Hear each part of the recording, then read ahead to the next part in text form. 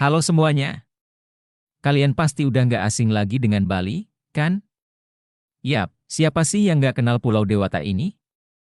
Tapi, kalian tahu nggak, ada sejarah dan warisan budaya yang sangat kaya di balik keindahan Bali yang kita lihat sekarang. Gimana bisa Bali jadi pulau yang penuh dengan keunikan ini? Sebelum kita masuk lebih dalam, jangan lupa buat follow, subscribe, komen, like, dan share video ini ya. Karena dengan dukungan kalian, kami bisa terus berbagi fakta unik lainnya. Sejarah awal dan pengaruh Hindu-Buddha di Bali. Jadi, sejarah Bali ini sebenarnya udah mulai sejak lama banget, bahkan sebelum pengaruh Hindu-Buddha masuk. Awalnya, Bali dihuni oleh masyarakat asli yang menganut kepercayaan animisme dan dinamisme, yaitu percaya kalau semua benda punya jiwa.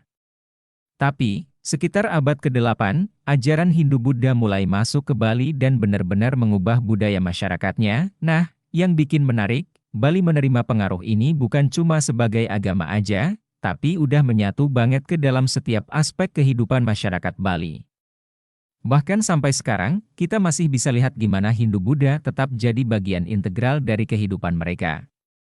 Kalian bisa bayangin nggak, gimana budaya asing yang masuk berabad-abad lalu, masih tetap kuat dan lestari di Bali, tradisi dan budaya yang unik di Bali. Oke, sekarang kita masuk ke salah satu yang bikin Bali unik banget, yaitu tradisi dan budayanya. Pernah nggak sih kalian lihat upacara-upacara di Bali yang kelihatan megah banget?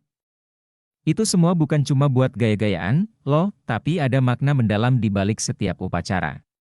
Misalnya, ada upacara ngaben, yaitu ritual pembakaran jenazah yang dipercaya bisa membebaskan jiwa agar bisa reinkarnasi. Bagi masyarakat Bali, kematian bukanlah akhir, tapi awal dari perjalanan baru. Selain ngaben, masih banyak tradisi lain seperti nyepi yang dikenal sebagai hari sepi total.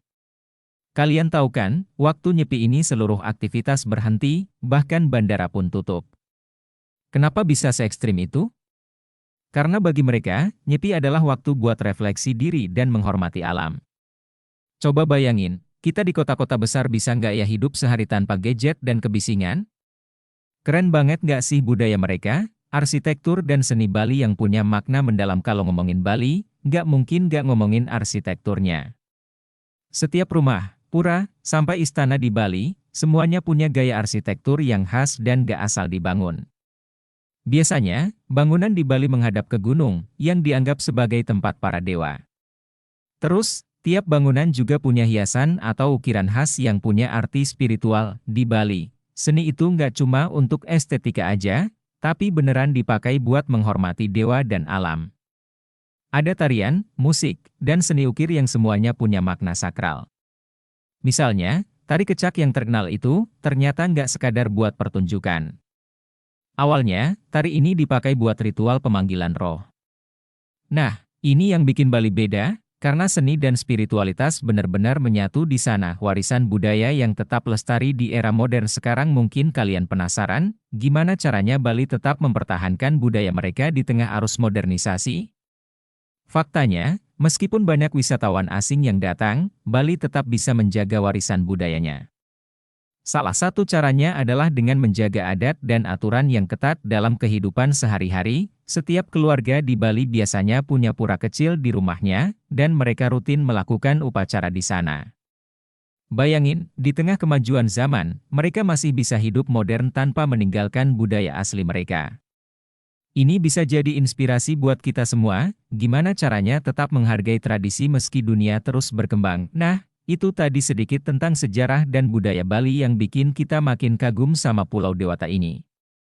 Gimana menurut kalian? Kalau kalian suka dengan konten kayak gini, jangan lupa untuk like, follow, dan share video ini ke teman-teman kalian. Sampai jumpa di video fakta unik berikutnya.